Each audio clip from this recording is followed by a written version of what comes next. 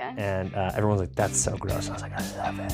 It's perfect. Yeah, magic fingers. It used to be a coin-operated bed in motel rooms. Yeah. Used to coin operate, and it would vibrate your bed. It's I didn't called know magic that. fingers. Yeah. That's amazing. So it's like because all the Playboys are from the 70s that I used to. I mean, we have so many here at the shop too, which is super cool, but they don't have nearly as much bush as they do there. Hey there, everybody. My name is Rooster Quade, and I am the host for the On One podcast, where we talk about real shit with real people. Now, if you don't know who I am, I go by the name of Rowdy Rooster, and I am an award-winning traveling tattoo artist based out of the East Coast. Before we can get started, I just want to say really quickly, thank you so much to our sponsor, Industry Inks, as well as to everyone who's helped us get this podcast started. It's those interviews and those constant support that allowed us to do this. So, without further ado, let's dive in. Hi. Hi. Welcome. Wait, is it on already? No, we're on. Oh, Yeah. okay. No. Yeah. So this is officially on it. Oh, okay. Yeah. Welcome. My name is Rooster Quade, Amberrayn Vaughan. and we are on one. Welcome to the podcast. So exciting. I know. We just got done tattooing you. Yeah, I'm in a lot of pain. How does it feel? Great. Yeah. Yeah. What did you get? I got my shoulders. Is this shoulder? Chest? Chest, pecs? No, not pecs. Definitely not pecs. Chest. Yeah. Chest done. Little designs on them. You have a thing for only ever getting the worst places tattooed. Yeah. Every time you come see me, you're like, Yeah. so I know we spoke about getting this like really easy place, but I've changed it to tummies, and now chest and hands. We've even done some hands and some finger tattoos. So if I plan it ahead of time, then I'll back out. I'll get too nervous. That's okay. And that's kind of how I book your stuff is I'm always like, I don't know what we're doing. Yeah. She will change her mind. Yes. Yeah. Even though I saw her 6 days ago, she will change her mind. Yeah. So I just be like, fuck it, we're just going to do something cool. Yeah. Yeah. Good time. So I met you. How did I meet you? I met you. Wasn't through Play Arcade. It was on Instagram, I think. But I met you because you're local here to New Bedford, or at least you were before you moved. Yep. And you were an event coordinator for the city. How did that work out? So I was doing local fashion shows at the bars. For Play Arcade and Poor Farm, I did a few shows. So we did a bunch of, it's like comedy fashion shows we would do on the bar top. Yep. And I wanted to do another show that was a block party, but I needed money. So I had basically emailed the tourism office, like begging for money. Yeah. And they were like, no, but you can be our intern. And I was like, okay. And then I eventually just became part-time, like a few months later. Yeah. Yeah, just doing their events. And so you enjoyed that, I imagine. Yeah, I loved it. It's just following a passion and doing a full-time job did not work out. Right. Well, then you were able to use that to open your first business too, which was? I opened an antique store in New Bedford. And that's really where I started like getting to know you a little bit more. Yeah. And you called it Rain's Revolver? Rain's Revolver. Yeah. Yes. Rain's Revolver. Yeah. Yep. I've got your sticker on one of my. And also Rain's. Yeah, we did Revolver. that. That was the first tattoo we did on you. That was our first tattoo. Yeah. And then I started looking. So I always do like giveaways. I always do like a free giveaway or a raffle or something like that. And I've always done it twice a year. I always do it around my tattoo anniversary, which was June, which I'm still going to do, but I think I'm going to kind of set it up more with this podcast, which I was actually talking with you about. Yeah. So by the time this comes out, we've already put it into motion. But I wanted to do one at the end of the year, like I usually do, but I wanted to do something for a local charity. And so I worked with you to help promote and figure out how to do that, where to do that, when to do that, and everything like that. And we ended up on, do you remember what we chose? Lighthouse Animal Shelter. Yeah. And that was your first, like, you were like, here's a couple ideas. There's like a couple veteran things. There's a couple like animal things. And there was a couple like, was it the women's shelter stuff? Yeah, the Women's Fund. Yeah. And we ended up putting it for a vote. And the animal shelter won like with a landslide. And I remember when I went in there to give them the check, two parts of the story that are really funny. One, she was like, oh my God, this is amazing. This is crazy. Our roof just had issues and we keep our animals in there. So like this will pay for that repair. Oh my God, oh my God, oh my God. And they waited like 5 weeks to cash it. And by that point, I'd already moved money around at this point. Oh no. So it was no longer there. Like I was like, oh, clearly they must have pulled that so I can go back to like not keeping so much in my checking account, which is crazy. Because I try to keep it at like $1,000. So they went to cash it and it bounced. And so my wife is like, hey, that check finally got through. And I was like, oh, perfect. She's like, and it bounced. It's like, what? No. And now I look like a fucking dirtbag. So I have to walk back in there and be like, here's another one. Please cash it quickly. Yeah, please cash it now. Thank you. I don't just keep money around in accounts. I like to move them around and like invest and stuff like that. So, and then finally they did, and they cashed it like 2 days later, and I was like, oh, thank God. But I looked like an asshat, and I was like, no, I'm trying to do something good here. Yeah, I do. I work for a military charity for one of my friends, and his mom does all the. As soon as I get any type of money, and immediately I run to her house in an envelope, and I'm like, please don't let me hold it because I will lose it, or I'll spend it by accident because I'll forget what money is what. Just a giant wad of cash in an envelope. You're like, this is normal. Like I just give her a mason jar. And I'm like, here, just like have all this money. Like, please don't let me touch it again. When we were growing up in Oklahoma, it was very much the mindset of like, don't trust the banks, don't trust the government. And so I remember I had like a bank account when I first like turned 16 and started making money like legally and stuff like that. But my dad was very much one of those like keep it in under the couch or keep it in under the bed kind of guy. Yeah. And so I remember I would stash away money all the time, and I didn't ever pay for anything. I never had a credit card until I was like in my upper 20s. I met my wife, and she was the reason why I got my first credit card. Yeah. She was like, hey, like she's all about the money stuff. Yeah. And she's like, you got to get a credit card. I was like, no, we don't trust credit. You don't spend money you don't have. I don't want to be like my dad, a bump, whatever, blah, blah, blah. And she's like, what if I make it look like a cassette player? And I was like, oh, yeah. And so my credit card. the simple boy brain. Yeah. I was like, if it looks cool, I'll use it. It's still a cassette. And so, and then I started learning about that, whatever. And now my credit's fucking great. But I never trusted it. I always paid with everything with cash. It's scary. You can't do that out here. Yeah, you can get away with it out there. No one carries cash anymore. No. It's weird because being in the tattoo industry, a lot of places are still cash only, and people still try to pay in cash. I'm like, that's cool. It's like they're like, do you want cash or credit? I was like, I'm going to report both, so it doesn't bother me. Yeah. I go to the bank less if you do credit, so that'd be great. People still tip me in cash, and that means I'm walking around with tons of cash. And I try to save a little bit of it. To pay like babysitters, and like when I go to conventions, I always bring a couple $100 in cash to buy like rugs that I don't want my wife to ask me how much it costs. But I don't remember. Maybe it was $80, $300. So I try to I leave some of my cash for like spendings and stuff like that. But it's way different out here. Yeah. It's new day and age. Cash doesn't exist anymore. But now it's a lot different. But you've moved. You decided to move to Rhode Island? Yes. Because you have to have some, do you have a regular job right now? I do. So I was still working for New Bedford. So I left the city a long time ago.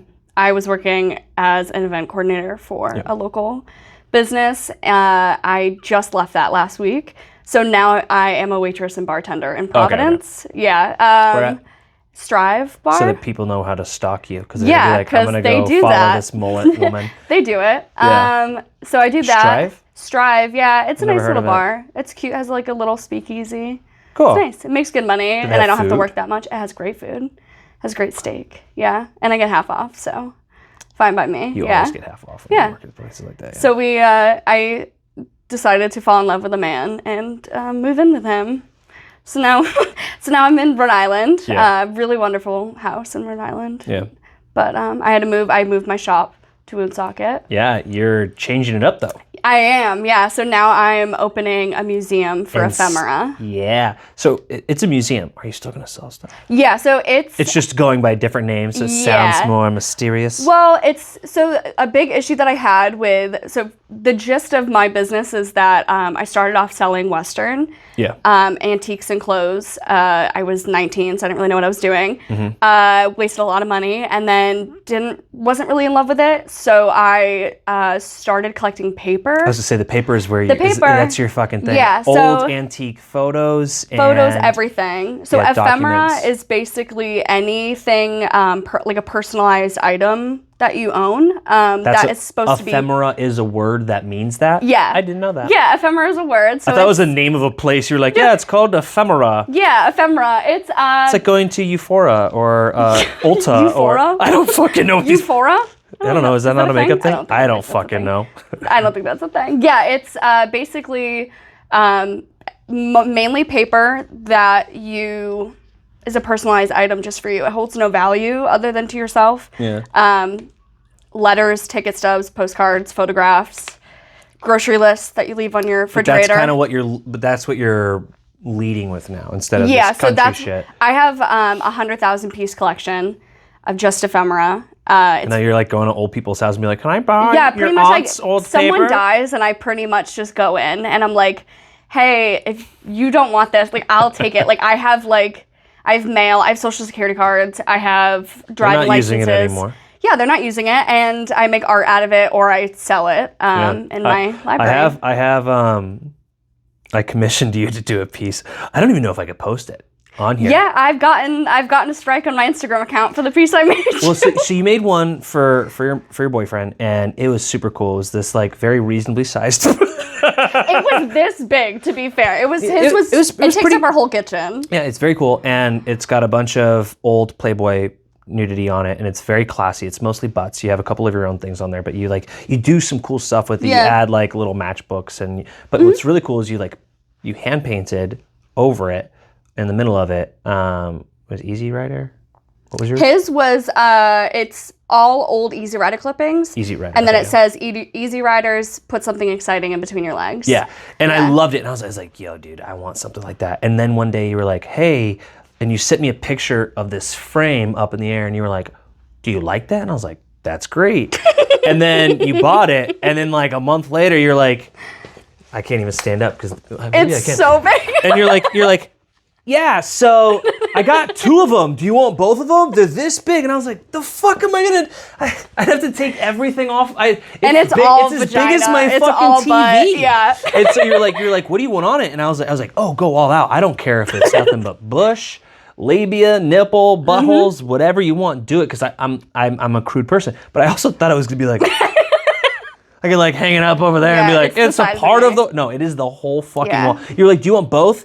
And then I saw it and I was like, no, thank you. I'm gonna have to buy another fucking house. I'm gonna buy another house. Yeah, so it's in the basement here at the shop. It's fine. I'm gonna find a place for it eventually. Someday. But it's super cool. I love it. And it says, does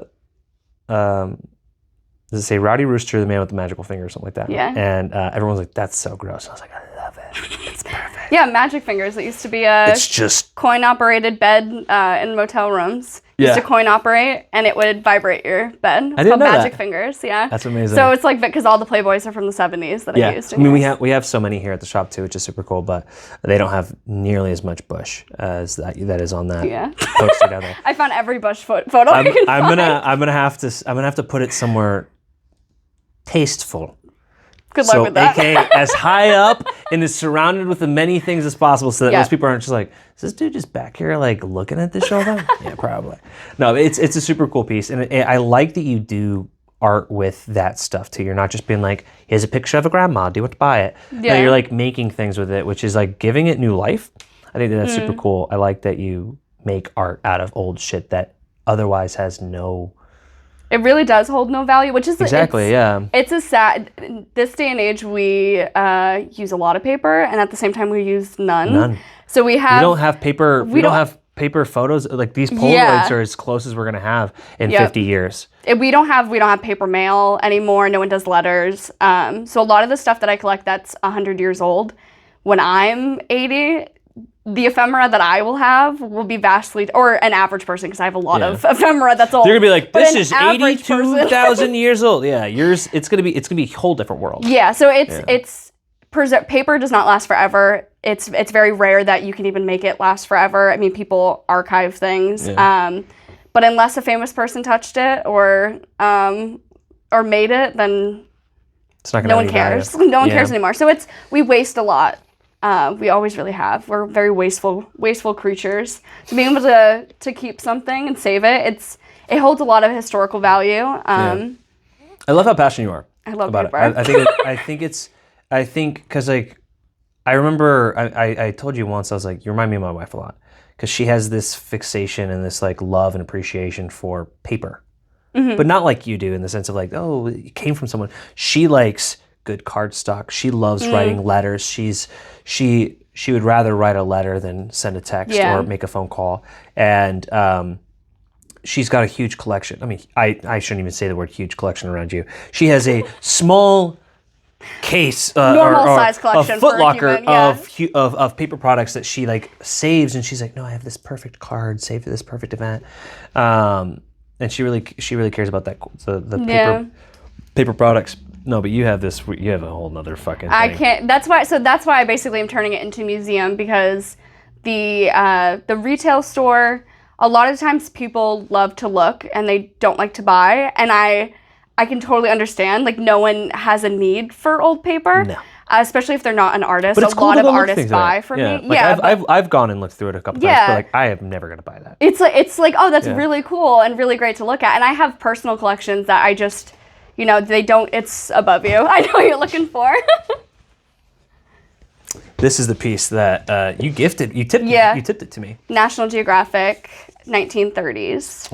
I'll post a picture of it, but on there, it's a Japanese tattoo artist covers a woman back with colored designs. Tattooing was made illegal in Japan years ago, but many people there openly defy the law, and it's super cool. It's stuff like that I'm like, this will go up at any shop I move to. It doesn't matter. Like, this is like a really cool piece of like history. And that's the part that I think is really cool. Like, I don't have a need for like a picture of, Joe Schmo or whatever, someone's uncle. And but like, that's the cool thing. I don't have, like, my own family. I have 0 photos. Like, just no one kept them. I have a lot of photos from me growing up in the early 2000s. Like, my mom was very, and early 2000s, my mom was very into taking photos of us, which was great. But I have nothing for my grandparents or like any of that stuff. Yeah. And a lot of people do lose them. I know plenty of people that had house fires growing up and they don't have any baby photos. And sometimes people die and they don't have anybody left. And then who takes it? They say, it just goes in the trash. They say, is it every person dies 3 times? Or is it twice? The day you die is the day you die. Mm-hmm. But the last person that knew you, when they die, you die. And when the last time your name is ever spoken, you die. Because that's... Wow. That's actually an incredible perspective I've never even thought of. Like, Abraham Lincoln, we talk about that motherfucker every day, but like, there are people whose name will never be mentioned again. Yeah. There's old people that die and then they get found 2 weeks later and no one knows who they are. Besides their renter's agreement. Because it's just... People don't always have kids and they don't always have friends. I'm sure I'm getting the saying wrong, but there's something like you die a total of 3 times. It's the day. It's the day you breathe your last breath. The day that the last person who knew you also breathes their last breath. And the day that the last day that your name is ever mentioned. That's crazy. Mm-hmm. Yeah. So if you save their ephemera, then that's what it's like who is fucking Alan Tate? What does that say? Marcel Combs. Alan Tate. Marcel Combs.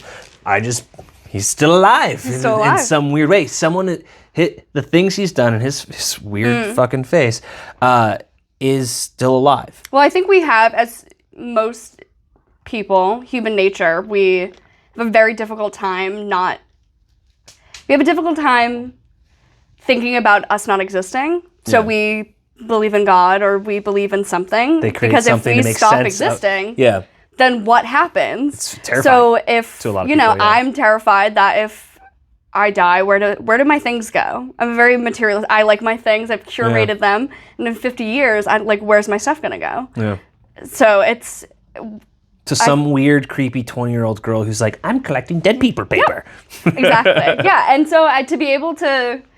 I know the things are going in the trash. I've watched them go in the trash. I've dug them out of the trash. I mean, it's very sad watching somebody's life kind of end up that way. And it's like good, amazing pieces of ephemera. Like, they're love letters from the war. Yeah. Why would you throw that out? That's your parents. Like, that's your or your great aunt. Like, why would you want that? I'm going through a breakup, and I'm still going to hold on to some of these pictures and some of the. I have every single thing I have from exes. I have a little love letter from her right there, and I'm probably going to hold on to that much longer than I should. But at a certain point, there's a good chance that I'm going to have to throw that away.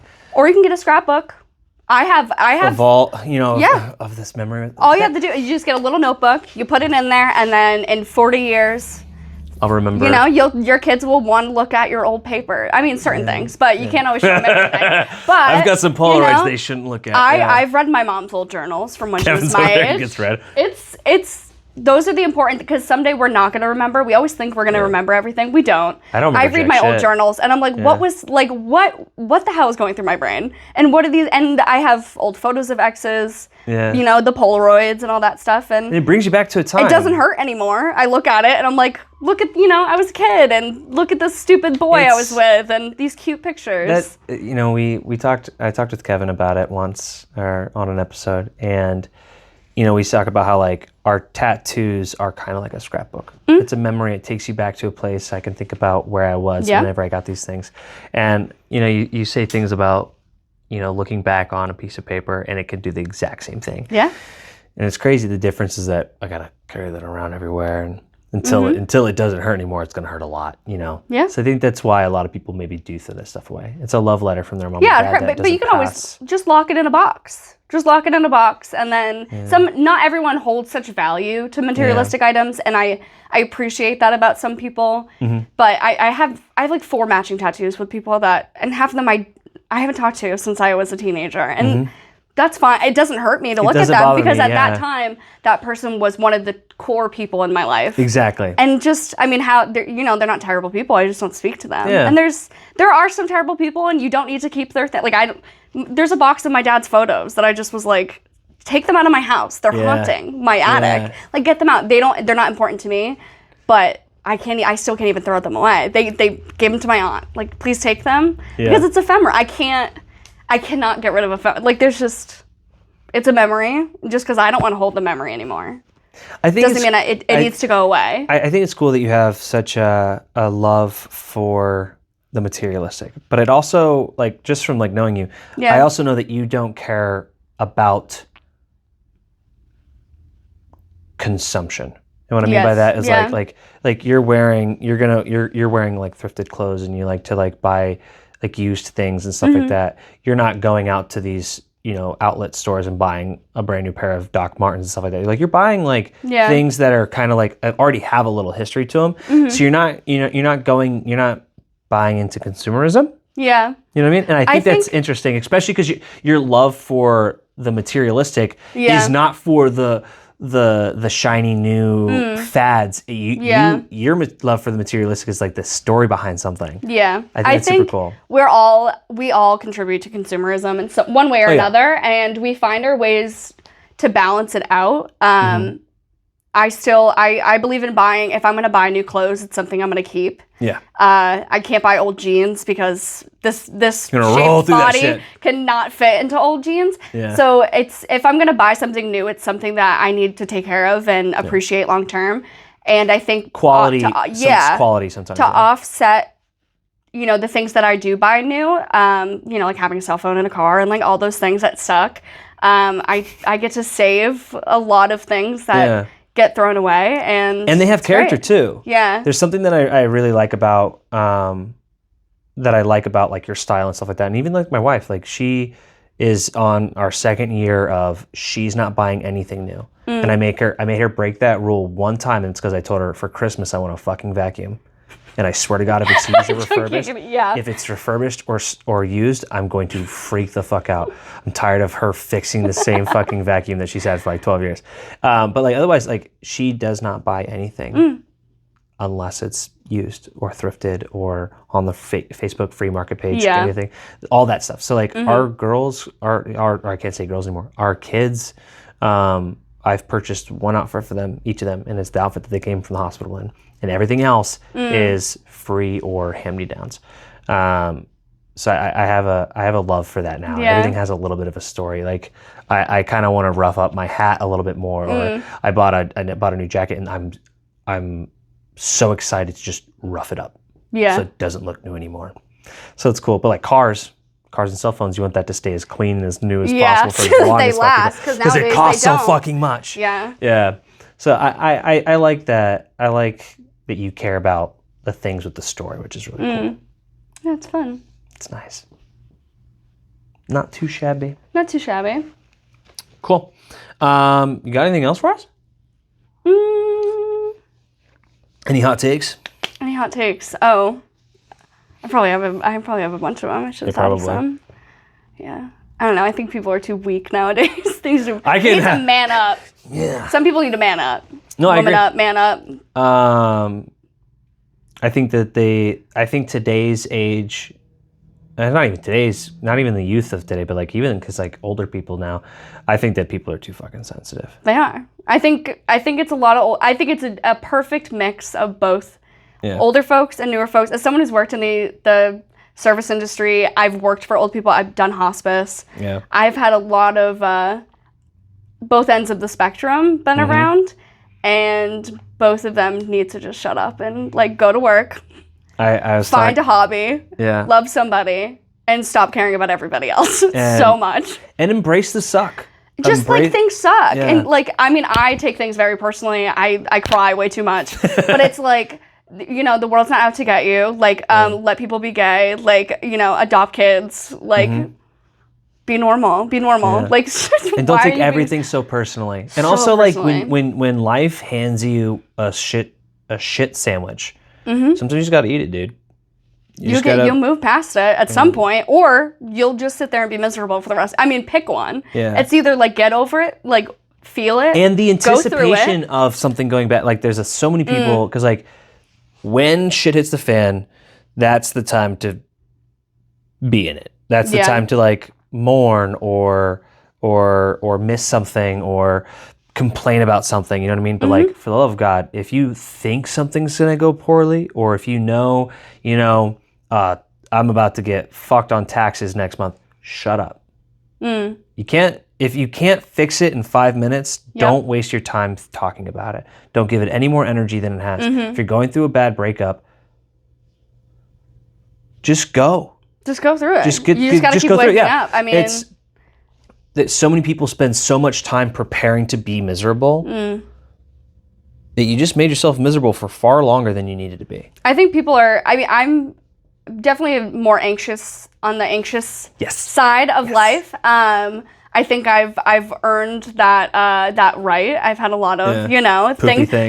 Like worst case scenario just keeps deciding to happen every once in a while. So I get afraid that it's going to happen again. But people are so paranoid to blame other people that like my life sucks so bad. So I'm going to blame the fact that everybody else is not doing me right. And you just need to go fix it. That like if you're the only person in charge of your happiness, no one else is in charge of it.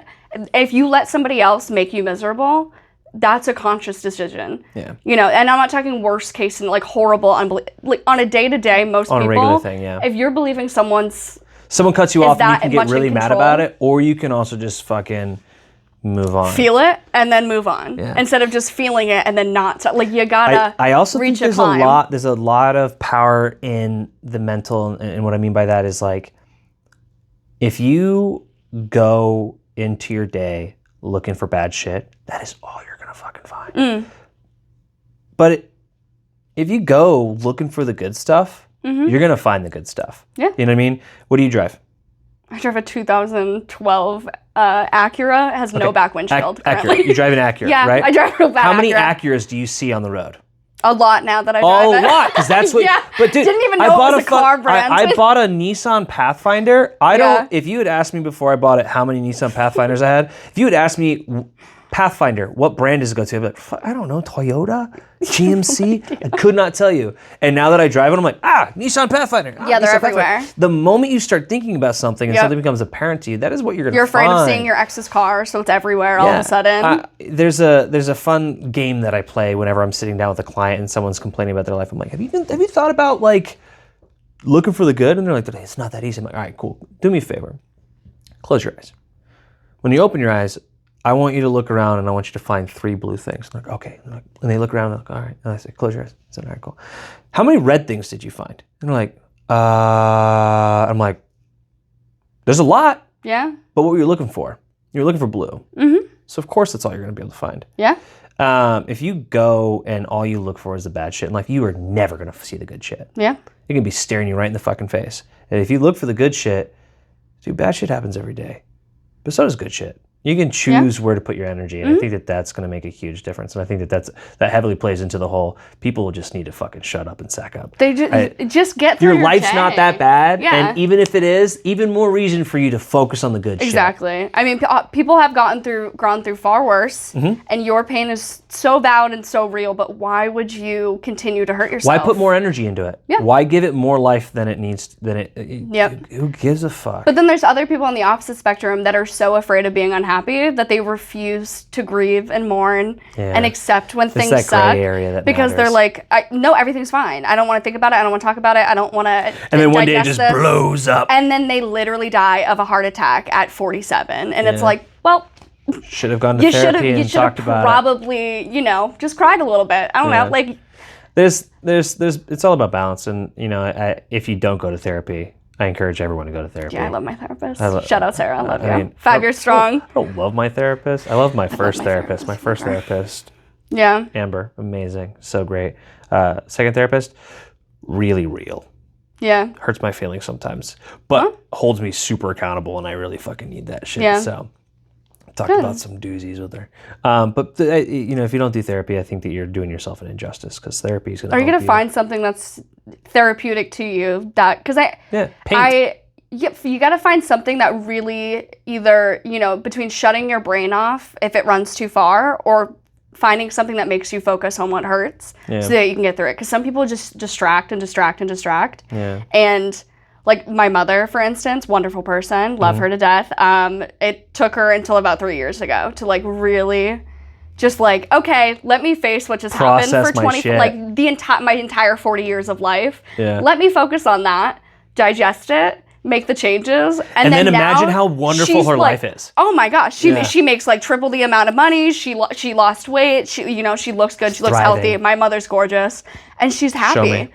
You've seen pictures of my mother. Yeah, I post all the time. I love my mom. But she's, and she's going to live 20 years longer because she decided to just focus on it, grieve it, finally, and then move on. And my mother's a very, but she hates therapy. She won't go to, she'll go to my therapist, we'll talk together every few years. But it's like. That's cool. My mom, she wants to hike, she wants to scuba dive, she wants to travel, she wants to run around. And she likes her 2 kids, and that's it. She goes, okay. After that, she's good. And it works. But I need to talk. I need to talk it out. I need to talk it out 7 times exactly, and then I'll be over it. Yeah. And if I can't talk it out, I just get angry. I just get mad that I can't talk about it. So it's a balance. Yeah, I think I think it's beautiful. I love all of it. Therapy's great. Finding something therapeutic is great. Sometimes some people just need to get tattooed. That's therapy. Yeah. Some people hate getting tattooed. Well, it's for some people, it's a healthy pain mechanism. People do the pain stimulation. It helps them, and they got to find something that's not a negative habit. It could be a negative habit, but just pay my mortgage. It's not negative so to me. You're fine with it. Fine by me. You come back as much as you want. Yeah. Cool. Well, I think that's good. Yeah. I think this is was this that bad? It wasn't that bad. I've never been on camera. I've never talked on camera. It's just my cell phone. Yeah, and I also don't have to look at it. Yeah. I'm not looking at it. I've put a lot of thought into this podcast. I put a lot of thought into like keeping it small and minimum, so it's not you don't have this giant fucking boom like it's like. If I was in a podcast studio right now, how you doing? Oh my God. You know what I mean? Like there's no way. It's so much more casual. I like it. It feels. I'm trying to recreate something. You're gonna get more genuine conversations when people aren't freaked out. Yeah, and I think that that's something nice that like people are gonna enjoy listening to. You know what I mean? And maybe they won't. Maybe no one enjoys this. Maybe it's gonna be you and your 7 friends who watch this. Yeah, I'll enjoy. My mom will really love it. I enjoy this process. I don't care if I don't make any money. I don't care if nobody watches it. I'm enjoying this process. Therapeutic, perhaps. That you get to do something. It's something authentic. It's something for me. Yeah. It's cool. People are willing to come and sit down and just have a conversation with me. And was that the goal? You just wanted more friends? I'm just going to perpetually record a bunch of episodes, and I'm never going to put any of them out. And I'm just like, yeah, it's going so great. I just have to get the first 72 episodes ready before I lost upload. that footage. We have to do it again. You have to come hang out and talk to me again. Your shoes didn't really match your belt that day. I'm afraid. I lost all my content. It's crazy. Oh no, my phone broke. There's nothing I could do. Awesome. Well, it was so great having you. Seriously, thank you so much. I'll give you a hug afterwards. Yeah. My name is Rooster Quade. Amberrayn Vaughan. And we are On One. Fuck yeah. Worth it? It was good. Hell yeah. It was good. Awesome. Thank you so much, everyone, for taking time in your busy day to listen to Shoot the Shit. It means everything to all of us here at the On One Podcast. Now, if you liked what you listened to and you want to help us out, give us a like, a comment, or even just share with a friend. And if you'd like to join us on set, please feel free to message us on Instagram at OnOnePod. We'd love to work with you. Have a great day. We'll see you next time.